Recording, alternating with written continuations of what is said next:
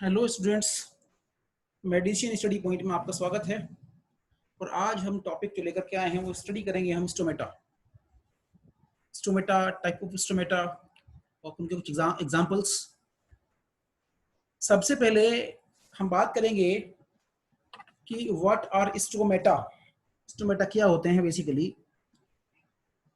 तो stomata are टिनी openings और pores in plants tissues that allow for gaseous exchange।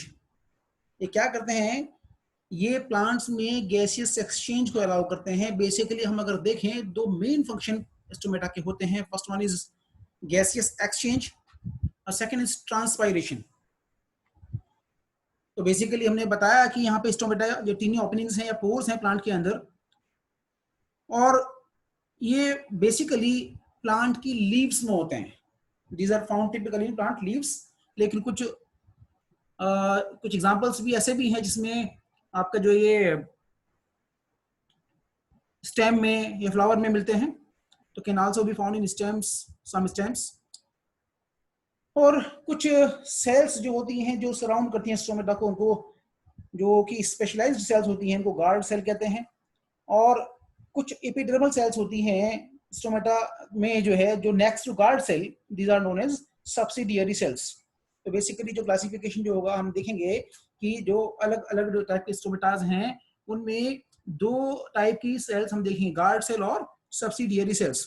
और subsidiary sales का arrangement कैसा होता है उसके अकॉर्डिंग हमको स्टडी करेंगे। और क्या फंक्शंस हैं स्टोमेटा के। They allow plant to take carbon dioxide needed for photosynthesis. Photosynthesis क्या चीज है भाई, आप सब जानते ही हैं कि फोटोसिंथेसिस में प्लांट कार्बन डाइऑक्साइड का यूज करते हैं और वाटर और सनलाइट का यूज करते हैं और ग्लूकोज प्रोड्यूस करते हैं in the presence of chlorophyll. So in photosynthesis, plant use carbon dioxide, water, and sunlight. In presence of chlorophyll, they produce glucose, or and they release oxygen. कुछ plants में stomata दिन के समय open रहते हैं क्योंकि उस टाइम फोटोसिंथेसिस होता है, और जो इनका ओपन और क्लोजर है वो भी कुछ कंडीशंस के ऊपर डिपेंड करता है। जैसे कि इसमें कंडीशन ह्यूमिडिटी भी है। अगर ह्यूमिडिटी कंडीशंस ऑप्टिमल हैं तो stomata remain open, and if humidity levels are decreased due to the increment in temperature or wind condition, the plants close their stomata to prevent excess loss of water. और भी कुछ हम चीजें इसमें देखते हैं कि जो स्टोमेटा हैं वो बेसिकली वाटर लॉस को भी कम करते हैं। They help to reduce water loss by closing when conditions are hot और ड्राई।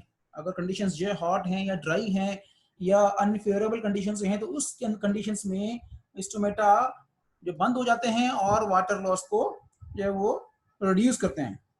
और ये ट्रांसपायरेशन का मैंने आपको बताया कि असिस्टेंट ट्रांसपायरेशन। तो ट्रांसपायरेशन क्या चीज है, is the process of water movement through a plant and its evaporation from aerial parts such as leaves, stem and flowers. तो यहाँ पे जो है ये जो है वाटर को मूवमेंट का जो प्रोसेस होता है उसको ट्रांसपायरेशन कहते हैं। तो यहाँ हम आगे चलते हैं। तो इसमें अब मैंने बताया कि आपको कि दो इंपॉर्टेंट फंक्शन स्टोमेटा के होते हैं। First one is gaseous exchange and second is transpiration.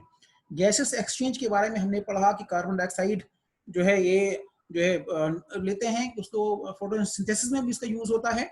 और ट्रांसपायरेशन के बारे में हमने पढ़ा कि ये जो है वाटर मूवमेंट प्रोसेस होता है, इससे कि वाटर का लॉस को कम किया जा सके। उसके बाद हम देखते हैं कि कुछ टाइप्स ऑफ डाइकोटिलिडोनस स्टोमेटा के बारे में पढ़ेंगे। तो फर्स्ट इज पैरासिटिक स्टोमेटा और रबेशियस और parallel celled stomata. Second diacytic caryophyllaceous cross celled stomata.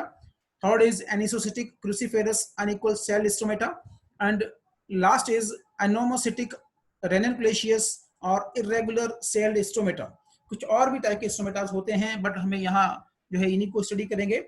और इसमें से क्वेश्चंस भी आपके काफी कॉम्पिटिटिव एग्जामिनेशंस में आते हैं, तो इनको देखना है।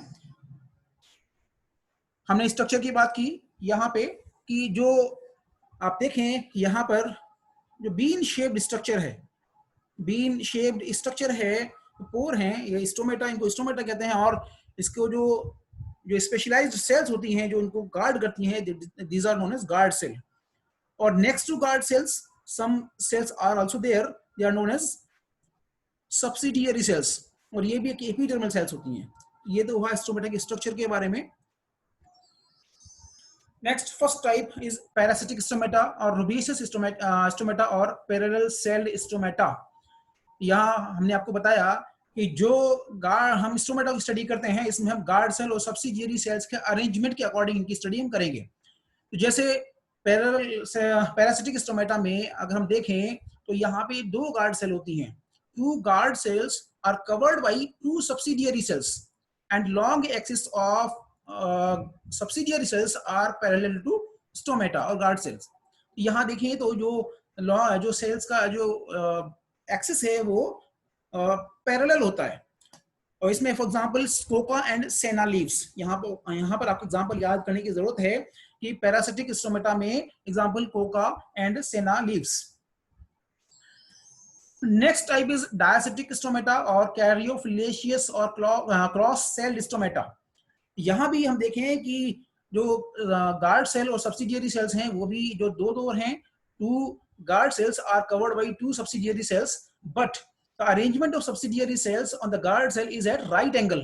यहाँ पे जो गार्ड सेल का जो अरेंजमेंट है सब्सिडियरी सेल्स का वो राइट एंगल पे होता है, 90 डिग्री के एंगल पे होता है, तो इनको हम डायसिटिक स्टोमेटा कहते हैं। यहाँ पे कुछ एग्जांपल्स इसमें हमने दिए हैं, पेपरमिंट और वसाका।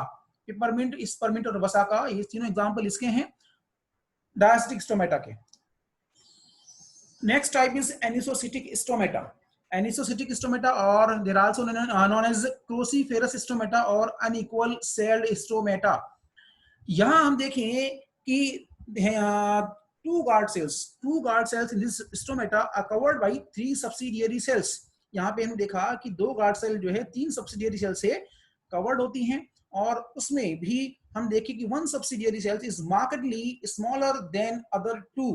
तो यहाँ पे अगर एक जो सब्सिडियरी सेल्स है वो 2 से छोटी होती है, मतलब 2 बड़ी होती हैं और एक छोटी होती है सब्सिडियरी सेल्स। तो यहाँ इसको याद करने का भी तरीका यही है कि एनिसोसिटिक स्टोमेटा, फॉर एग्जांपल इसमें बेलेडोना, दतुरा एंड स्ट्रामोनियम। यहाँ पे कुछ इंपॉर्टेंट एग्जांपल्स हैं, काफी पूछे भी जाते हैं इसमें जो है क्वेश्चंस, बेलेडोना, दतुरा एंड स्ट्रामोनियम।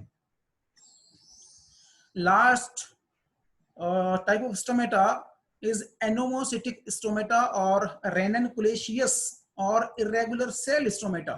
यहाँ पे जो सब्सिडियरी सेल्स होती हैं they are varying in number, बहुत ज्यादा सब्सिडियरी सेल्स होती हैं, कोई उनका शेप रेगुलर नहीं होता है, ठीक है। और ये होते यहाँ पे हम इनको कहते हैं anomocytic stomata। तो guard cells are covered by varying number of subsidiary cells।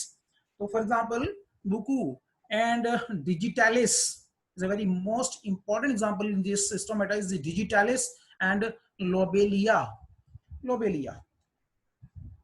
Then this is all about of type of stomata। और थैंक यू। अगर आपको ये वीडियो अच्छी लगती है तो आप हमारे इस चैनल को सब्सक्राइब करें और इस वीडियो के लिंक को दूसरों को शेयर करें, जिससे और भी स्टूडेंट्स इस वीडियो से बेनिफिट उठा सकें। Thank you.